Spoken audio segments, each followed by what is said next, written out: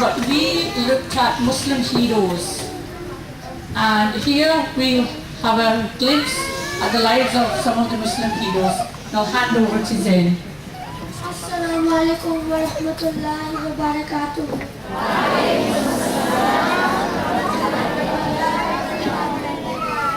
My name is Zain Ashraf. I have been attending the 7 to 9 section at the summer school.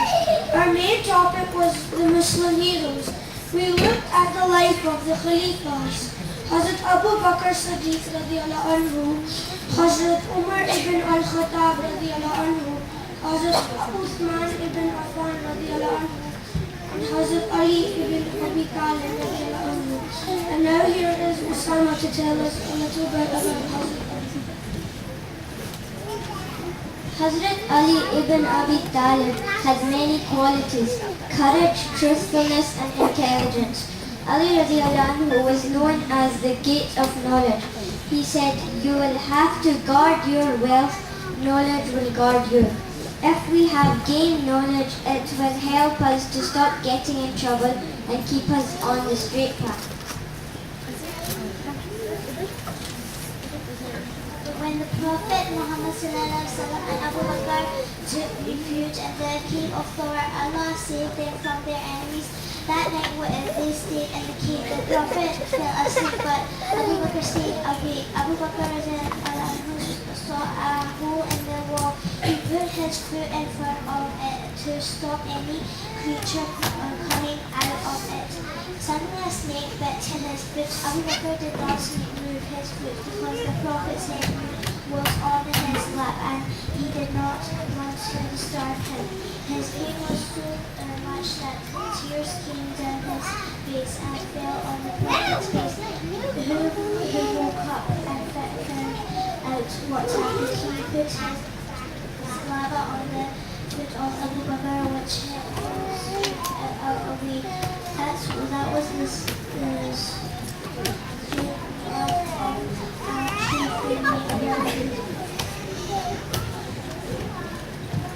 story of Hazrat Uthman. Hazrat Uthman al-Ghani radiallahu anhu, may Allah be pleased with him, was the third Khalifa of Islam. He was a rich merchant and came from a wealthy family. He was kind and generous man and was given the title al-Ghani, meaning the generous one. I will give two examples of how he used his wealth to help people, both Muslims and non-Muslims. There was a shortage of water in Medina and there was only one well called Bir Ruma, which means the well of Ruma. This well was owned by a Jewish man who charged everyone a lot of money to buy the water. The man radiallahu anhu was so generous, he bought the well. He paid 20,000 dirhams, which was a lot of money in those days. Everyone can now use the water for free. Another example of his generosity was when the famine struck Medina. Uthman radiallahu anhu bought 100 camels load of wheat all the way from Damascus. He then gave the food out to all the poor people in Medina and the companions of the Prophet sallallahu alaihi wasallam. He showed his kindness and big-heartedness many times. May Allah make us all as kind and generous as Hazrat Uthman radiallahu anhu. When Abu Bakr died, Umar was elected as the second Khalifa. He was a just ruler and a man of simple habits. He cared about his people and wanted to make sure they were okay, so he would go about in the dark to find out for himself. This is one of Hazrat Umar's night patrol stories. One night Umar was walking in the dark and heard some children crying. He went over to the tent from which he heard it. He saw a woman sitting before a fire. It looked like the woman was cooking something while her children sat crying next to her. Umar thought it was late for the children to be eating at that time. Umar asked the woman what's in the pot.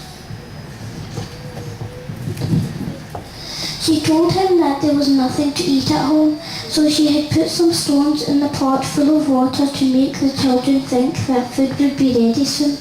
She hoped that they would eventually fall asleep. Umar was very upset by this. He hurried to the market and got some flour, meat, oil and dates. He ran back to the family. He gave the bag of food to the lady and told her to prepare a meal for the children. Umar waited until the meal was cooked and the children were fed. The woman thanked him for his kindness. By the way of saying thank you to him, she said, it would be far better if you were the Khalifa of the Muslims rather than that Umar who doesn't even know the condition of his people. Hazrat Umar replied, well, Mother, Umar may not be so bad after all, and he left. Alhamdulillah, wassalatu wassalam ala Rasulullah. Umar ibn al-Khattab was Amir al-Mu'mineen, leader of the faithful. During his Caliphate, the Muslim empire expanded to Persia and Africa. It was a golden era. Umar radiallahu anhu was feared not only by men but by Shaitan as well. The Shaitan would cross the road when he saw Umar radiallahu anhu. Thank you for listening.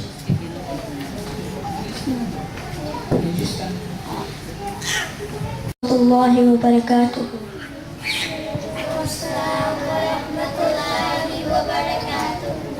We are going to share some hadiths with everyone. What can you tell us the first hadith about intention?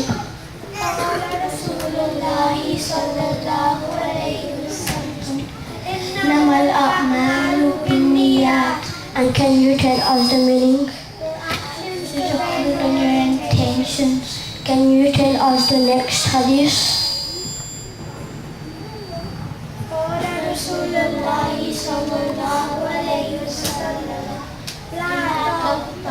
And can you tell us the meaning? Can you tell us the last hadith?